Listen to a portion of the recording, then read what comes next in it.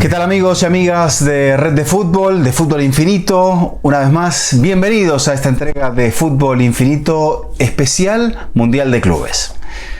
Hoy nuevamente sin Jaime Macías, pero tratando de analizar de una manera breve, si se quiere, lo que tenemos a día de hoy. Hoy se ha clasificado Real Madrid, también se ha clasificado, bueno, ya estaba clasificado Real Madrid casi, Manchester City y la Juventus se han definido el primer y segundo lugar de ese grupo, queriendo quizá evitar a Real Madrid, que se sabía que el ganador del grupo de Real Madrid iba a ser un candidato fuerte, y con lo cual ya tenemos todo el cuadro definido. El país más representado en este Mundial de Clubes en la siguiente instancia será Brasil. Hay 4 clubes brasileños y se puede decir que con ello tenemos garantizado un brasileño en los cuartos de final. Después el resto lo veremos, pero hay 2 alemanes, hay 2 ingleses, hay 2 italianos y ahí tenemos 10. Y después tenemos un francés, un estadounidense, un mexicano, un árabe, Arabia Saudí, un español y después, ¿qué me queda por ahí? Un portugués. Así que bueno, el club más importante en cuanto a rendimiento por los partidos que le tocó jugar ha sido Manchester City. Manchester City es el único, el cuadro dirigido por Pep Guardiola después de una temporada bastante floja, que ha conseguido el pleno de puntos, 9 puntos, solamente 2 goles en contra para el conjunto inglés, y los 2 goles se los marcó justamente la Juventus en la definición del grupo del día de hoy. Pero hablemos del Real Madrid, porque la gente se querrá preguntar o querrá saber cómo veo a Real Madrid. Y la realidad es que lo veo bien al Real Madrid. Le costó mucho el primer partido frente al Al Hilal, un partido jugado en Miami, en un horario difícil. Le costó mucho el segundo partido, conseguido con una victoria sobre el final también, en un encuentro que lo obligó al Real Madrid a jugar con 10 frente a Pachuca, y después quizá frente a un rival europeo, al Salzburg, uno de los europeos que venía con ese asterisco de haber clasificado por ranking, pero de ser que hacían preguntarle a la gente por qué está el Salzburg y por ejemplo no está el Liverpool o no está el Barcelona. Bueno, por esas cuestiones de la organización del torneo, por las cuales la FIFA querrá generar para el próximo mundial, que se comenta que también va a ser en Estados Unidos, que sean 48 clubes. Con todo esto y con el mismo mega desarrollo que se presentó o que se presentará en el Mundial de Naciones del 2026, se espera satisfacer a todo el mundo en este torneo, que para muchos europeos es un punto de no satisfacción. Sin embargo, los europeos están presentes, porque hablábamos de los brasileños, pero los europeos, salvo el equipo de Arabia Saudí, representante de Asia, y después tenemos a 2 representantes de la CONCACAF, uno de México y otro de Estados Unidos, de acuerdo a donde se juega el torneo, un buen acierto de parte de la organización, pero Monterrey se ganó el lugar por derecho propio frente a River Plate, porque supo contener al equipo de Marcelo Gallardo, y a partir de ahí nadie le puede quitar a los Rayados la opción de estar y la posibilidad y el honor de estar dentro de los 16 mejores que definan este Mundial de Clubes. Pero Real Madrid, entonces, Al Hilal, un partido complicado, un partido físico, un partido ante un equipo que estaba muy bien preparado y que después con ese empate también termina haciéndose acreedor a la clasificación, porque los 5 puntos con la victoria frente a Pachuca en la última jornada le terminan sirviendo como para poder clasificar. Y creo que dentro de las sorpresas hay que situar al equipo de Arabia Saudí, que no es ningún pobre, porque tiene muy buenos jugadores y tiene mucho recurso económico a su disposición. Bueno, será el Al Hilal entonces el próximo rival de Manchester City, debido a que se cuela dejando en el camino al Salzburg. Solamente 3 clubes europeos han quedado eliminados. Uno de ellos, el Atlético de Madrid, el único con 6 puntos que queda eliminado. Hay clubes, hay grupos que se han definido y en los cuales con 5 puntos alcanzaba para la clasificación.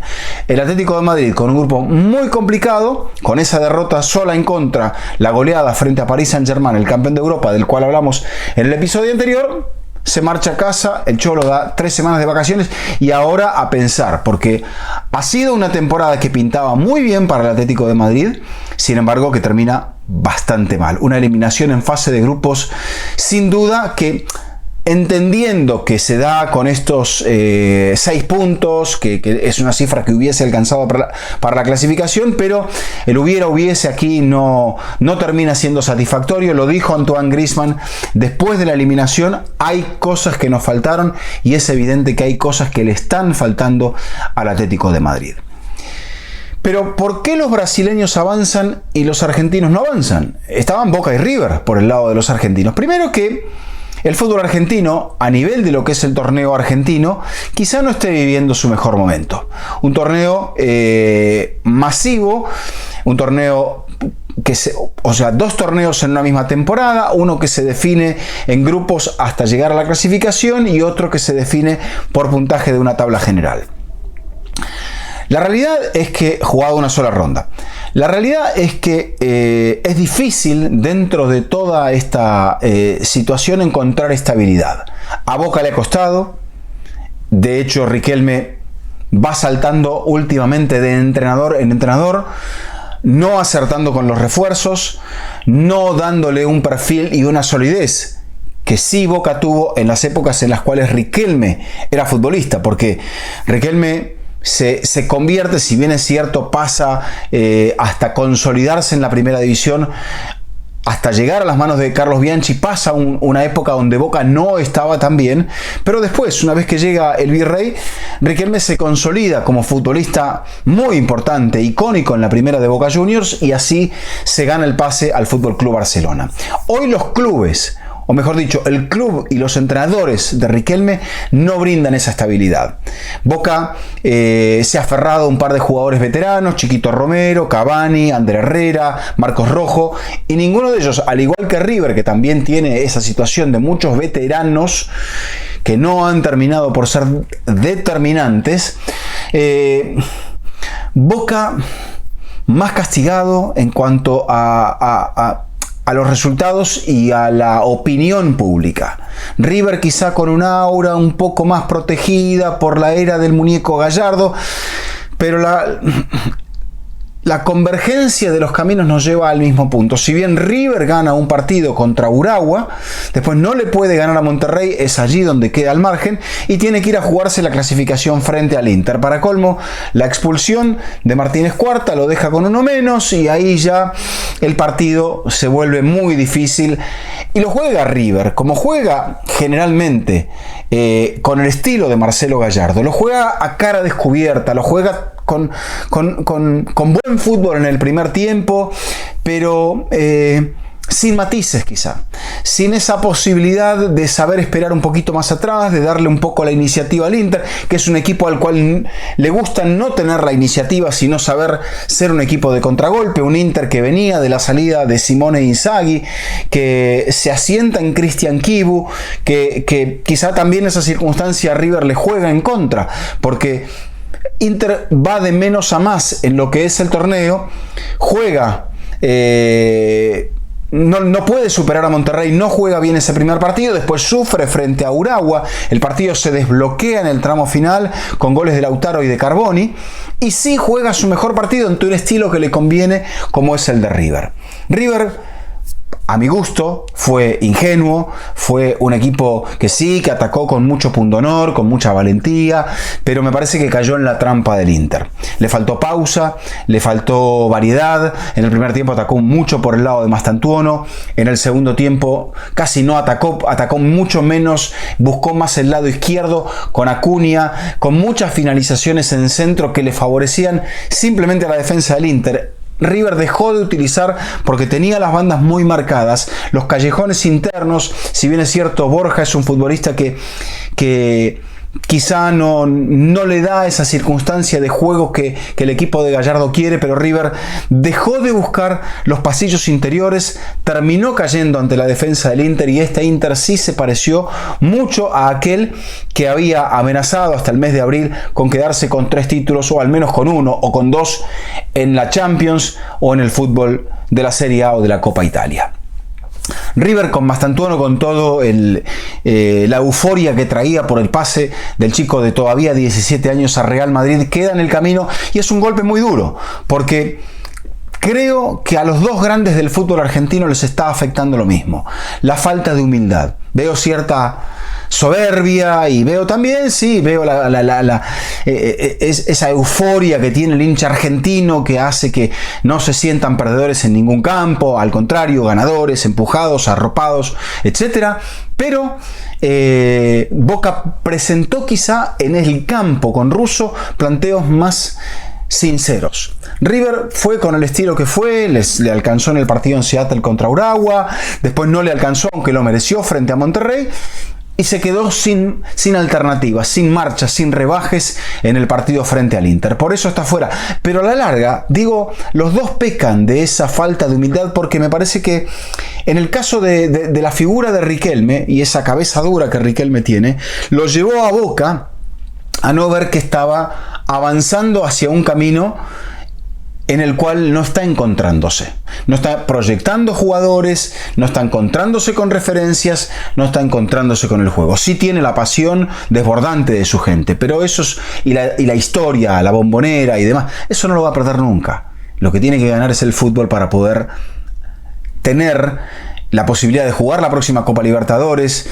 No olvidemos que venía de quedarse fuera en la fase de clasificación de esta presente Copa Libertadores. O sea que ha sido una primera parte del año muy negativa para Boca, pero también lo es para River. River pierde la definición de una Supercopa en Argentina, pierde frente a Platense en un partido por el campeonato argentino, avanza en la Copa Libertadores, a veces no mostrando buen fútbol, adoleciendo de lo mismo que le faltaba aquí, que era el tema de la definición, y pasaron los Diablito Echeverri, han pasado los Mastantuono, también hay relevos que son Lanzini, Petzela, Acuña, que quizás no sean esos que había tenido River en la primera etapa de Gallardo y que le permitieron alcanzar la Copa Libertadores de 2015 y de 2018. De aquella final entre Boca y River, sin alarde de nada del resultado, simplemente el hecho de aquella final de Copa Libertadores de Boca y River del 2018, ahora este panorama donde dominan ampliamente en Sudamérica los equipos brasileños. Pero decíamos, el Madrid, la gente quiere que hablemos del Madrid. Hablamos de Real Madrid, aunque también da para hablar del City, hablaremos un poquito del cuadro. Lo más importante del Real Madrid lo mostró en defensa. Si bien es cierto, casi que se pega un tiro en el pie con el penal de Asensio y con la expulsión de Asensio, la buena noticia es la recuperación de Rudiger. Pero la buena noticia es la inversión que el Madrid ha hecho en esa fase defensiva con Trent Alexander-Arnold y con Dean Howson. Y el equipo ha estado sólido. Hablábamos que en un principio que el Madrid podía, por la tradición de Xabi Alonso de jugar con tres en el fondo, 3-4-3, ha jugado 4-3-3, exaltándose la figura de Jude Bellingham. Ausente en estos partidos Kylian Mbappé, ha sido, creo, para Real Madrid un esquema que con Arda Güler le ha venido bien. El Madrid se ha encontrado, me dirán, bueno, cuando se enfrentó contra un equipo o ante un equipo correoso, voluntarioso, con alguna pizca de talento, le costó un poco. ¿Serían medida el Pachuca y el Salzburg? No, la verdad que no.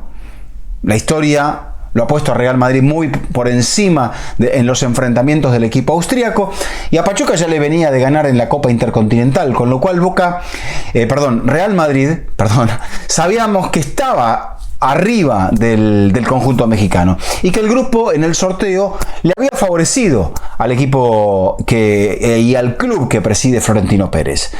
Madrid vuelve a la zona de Miami, le sale bien este periplo donde llenó todos sus estadios.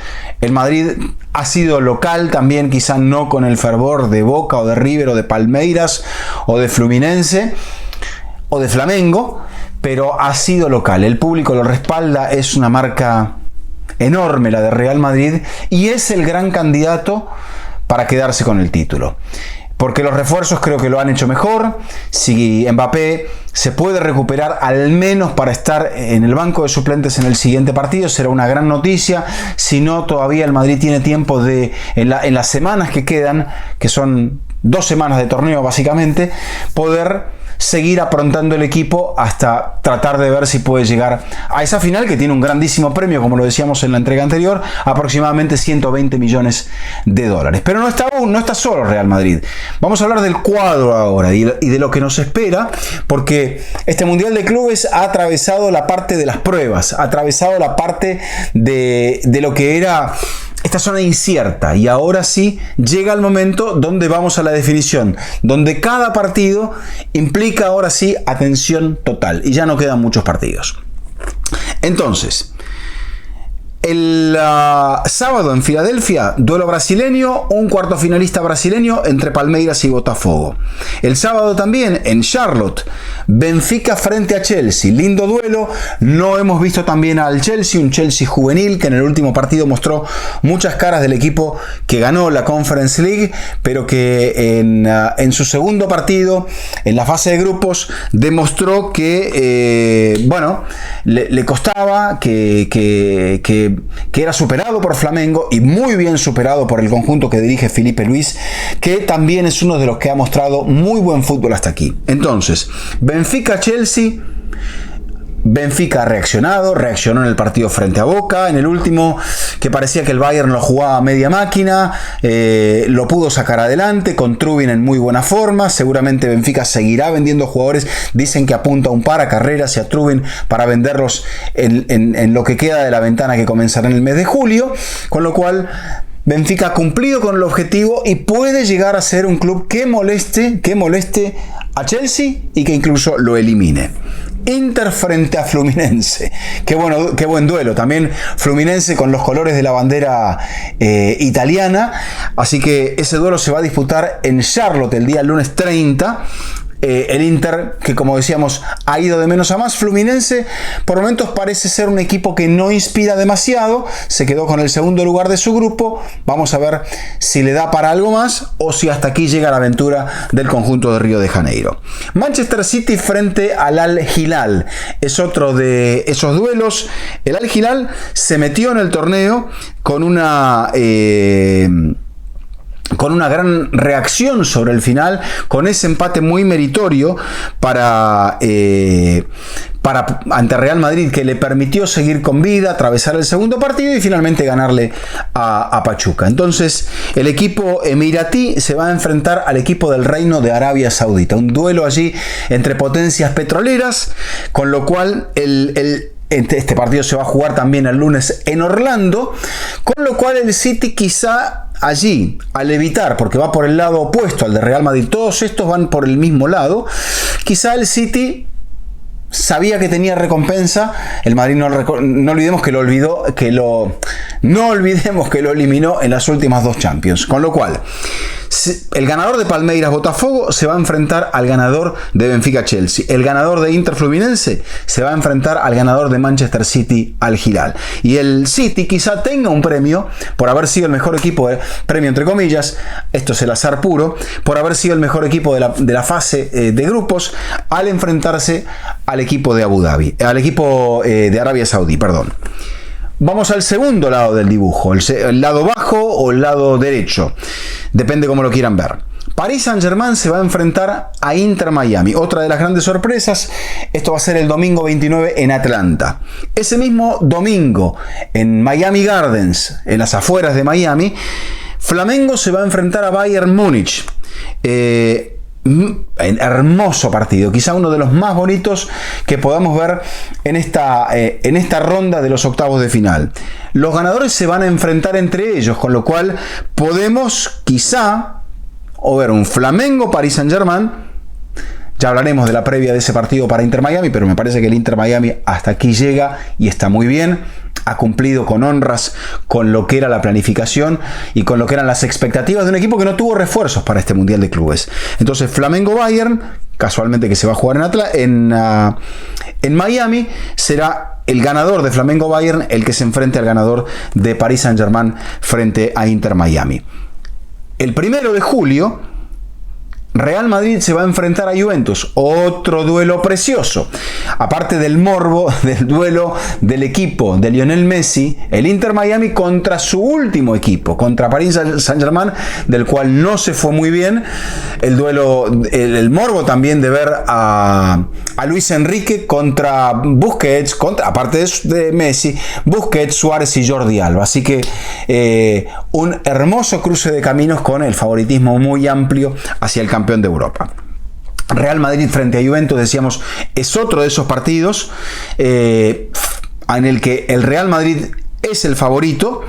Ese partido, decíamos, el 1 de julio, martes, se disputará en la ciudad de Miami Gardens, mientras que en Atlanta, también el 1 de julio, Borussia Dortmund se va a enfrentar a Monterrey. Y a lo visto, quizá, de los, entre comillas, outsiders, es un partido en el cual el Monterrey, dirigido por Torrent, podría llegar a ser la sorpresa y quizá meterse en los cuartos de final, porque hasta aquí se ha mostrado muy sólido. No perdió frente al Inter, no perdió frente a River y consiguió una muy convincente victoria ante Urawa Red Diamonds, el equipo japonés. Con lo cual, esta es la situación del cuadro. Así nos vamos a encarar, nos vamos a enfilar hacia el final. Pálpito de favoritos. ¡Ja! Qué lindo esto, ¿eh?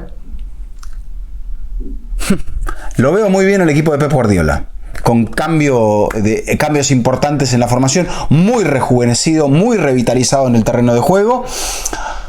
Le pongo la fichita al Manchester City por el lado, me parece el lado donde se podría cruzar con Palmeiras, con Botafogo o con el Inter. De hecho, el cruce podría ser con el Inter. O sea, por ahí, por ese lado, digo City. Y por el otro lado, podríamos llegar a ver allí una semifinal entre Real Madrid y Paris Saint-Germain. ¿Ustedes qué opinan? Envíenos su comentario. Le pedimos, eso sí, que como siempre nos apoyen suscribiéndose a nuestro canal, a Red de Fútbol, que nos manden su like.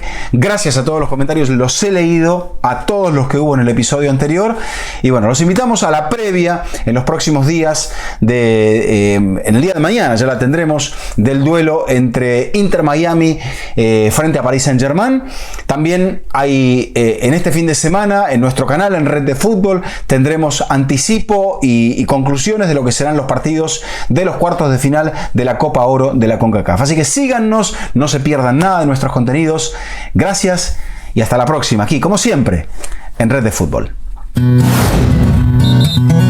Hola, soy Alejandro Figueredo, conductor de ¿Qué pasa Inter Miami? Si te gustan nuestros contenidos, suscríbete a Red de Fútbol y activa las notificaciones.